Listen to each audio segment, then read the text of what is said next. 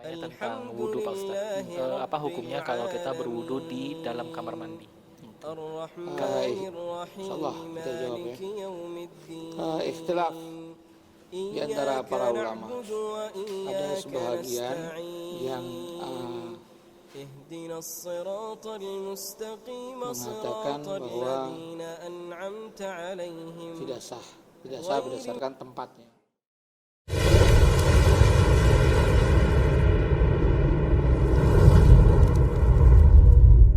Bismillahirrahmanirrahim. Assalamualaikum warahmatullahi wabarakatuh. Alhamdulillah kita jumpa di episode pertama dalam sesi dakwah mu'alaf.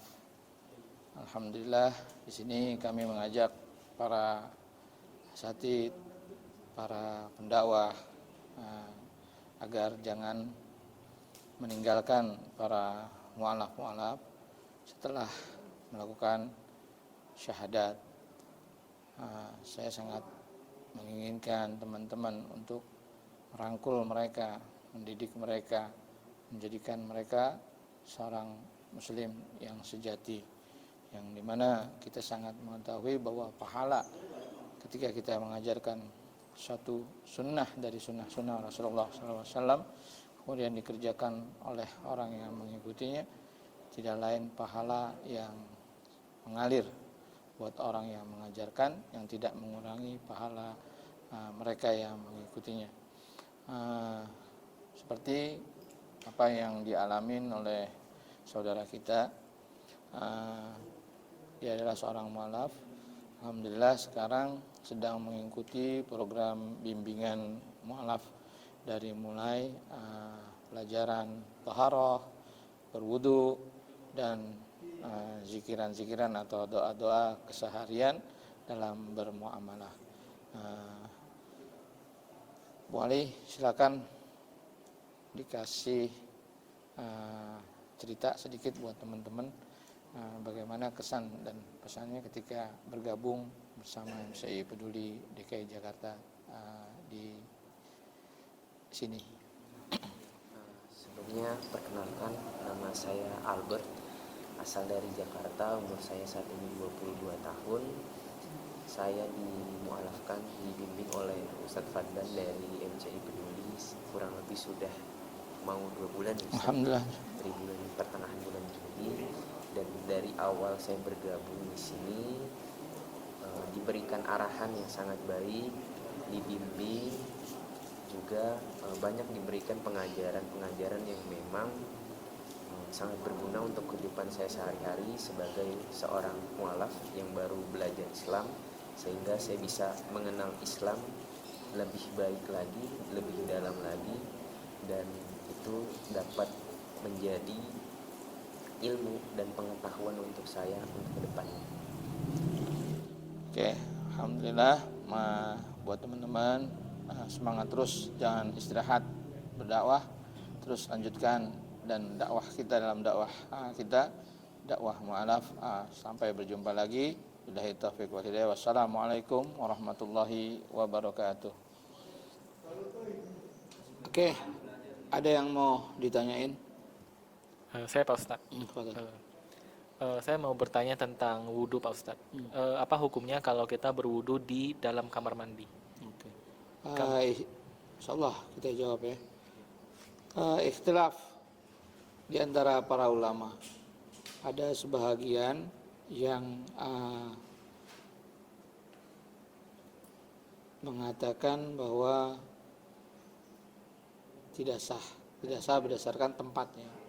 Kalau selama wudu itu dikerjakan satu urutan berdasarkan perintah dari hadis Utsman di bab wudu yang kemarin kita udah bahas, sah secara riwayat. Tapi masalah tempat ikhtilaf, artinya ada perbedaan. Ada ulama yang membolehkan, ada ulama yang tidak membolehkan. Kalau saya pribadi, saya lebih mengikut kondisional. Karena kalau satu rumah kerannya cuma satu, dia ada di dalam kamar mandi, itu gimana? Jadi kalau yang masalah tempat itu kondisional ya.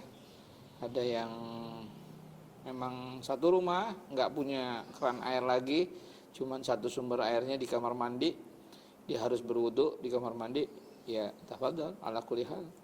Kita mohon ampun kepada Allah atas segala keterbatasan kita. Ya, kalaupun yang punya keran banyak di rumahnya, ya silakan berwudu di luar kamar mandi. Itu aja. Atau selama dia masuk kamar mandinya dia memohon perlindungan kepada Allah dengan doa seperti tadi kita pelajarin, Allahumma inni as'aluka minal khubuthi, Allahumma inni a'udzubika minal khubuthi wal khaba'ith.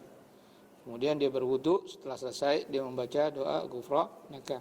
Kalau kita menilik dari segi banyak ibadah, artinya masuk dalam kamar mandi kita berdoa berlindung kepada Allah, kemudian kita berwudu, setelah itu kita keluar baca doa, keluar dari WC, kemudian kita berdoa lagi. Itu banyak amalan-amalan ibadah di situ yang kita lakuin. Jadi kalau masalah tempat ikhtilaf. Kalau saya pribadi ya tergantung kondisional. Itu aja. Ada yang lain? Ya Ustadz, saya mau tanya, menyambung dari yang pertanyaan Ferry, untuk bacaan setelah berwudu ini, kalau kita misalkan berwudunya di kamar mandi, kita baca ini setelah keluar dari kamar mandi atau ketika kita baru selesai wudu dan masih di dalam kamar mandi. Dan untuk bacanya itu lebih dianjurkan di dalam hati saja atau diucapkan. Yang pertama, bacanya di dalam kamar mandi atau di luar kamar mandi. Yang afdal, yang terbaik, yang lebih baik di luar kamar mandi. Jadi setelah berwudu selesai, kita membaca doa keluar kamar mandi, ghufranaka. Setelah itu baru kita membaca doa selesai wudu. Ya. Terus tadi apa yang kedua? Bacanya? Bacaannya ini lebih dianjurkan diucapkan dalam hati atau diucapkan melalui mulut gitu, Ustaz? Berdasarkan firman Allah di dalam surah Ali Imran. Buka suratnya.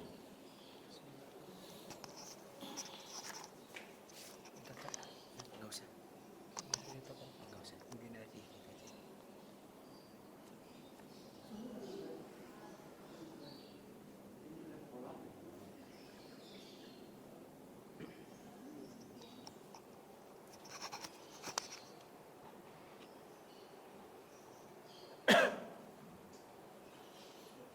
Ayat 29.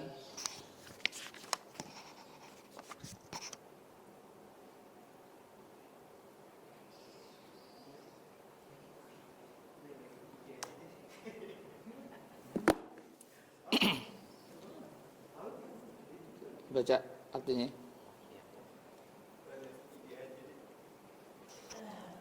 Katakanlah jika kamu sembunyikan apa yang ada dalam hatimu atau kamu nyatakan, Allah pasti mengetahuinya. Dia mengetahui apa yang ada di langit dan apa yang ada di bumi. Allah Maha Kuasa atas segala sesuatu. Qul in tukhfu ma fi sudurikum aw tubduhu ya'lamullah. Katakanlah, jika kalian menyembunyikan apa-apa yang ada di dalam hati atau kalian tampakkan, ya'lamullah, Allah tahu. Jadi berdasarkan hadis ini, berdasarkan ayat ini, boleh dibaca dalam hati atau dijaharkan. Ya, dijaharkan kalau niatnya atau mengajarkan kepada orang yang belum tahu, tafadhal. Kalau sendirian lebih baik di dalam hati. Ya. Jadi ada dua kondisi. Yang pertama, boleh dibaca dalam hati dan boleh dibaca jahar atau kecil, pelan-pelan. Ya. Itu aja. Jelas ya? Oke. Ya, Pak. Ada pertanyaan? Ustaz, izin bertanya, apa saja yang membatalkan wudhu? Oke. Yang membatalkan wudhu Pertama, keluar dari dua lubang kemaluan, maksudnya dari depan dan belakang, baik itu kencing atau buang air besar atau kentut. Dan makan daging onta itu membatalkan wudu. Wajib kita mengulang atau wudu kembali. Ya, nanti hadisnya di share di grup. Yang pertama, keluar dari dua jalan, yaitu baik pipis atau buang air besar atau kentut, itu membatalkan wudu. Dan dari hadis yang lain, ketika seseorang makan daging onta, maka dianjurkan untuk berwudu kembali.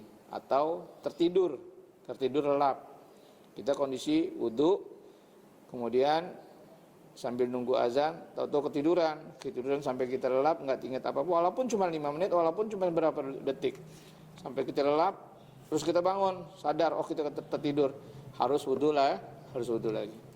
Ya, itu sering nih di jamaah sholat Jumat, banyak kita perhatiin teman-teman yang habis itu ketiduran, bangun nggak wudu lagi, sayang.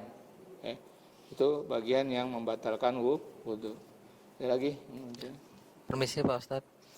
Tadi disebutkan di hadis riwayat Bukhari, Nabi bersabda, apabila seseorang meninggal maka terputus amalnya kecuali 3 perkara. Di antaranya anak soli yang mendoakan orang tuanya. Yang dimaksud anak soli ini khusus anak laki-laki atau memang general Pak Ustadz?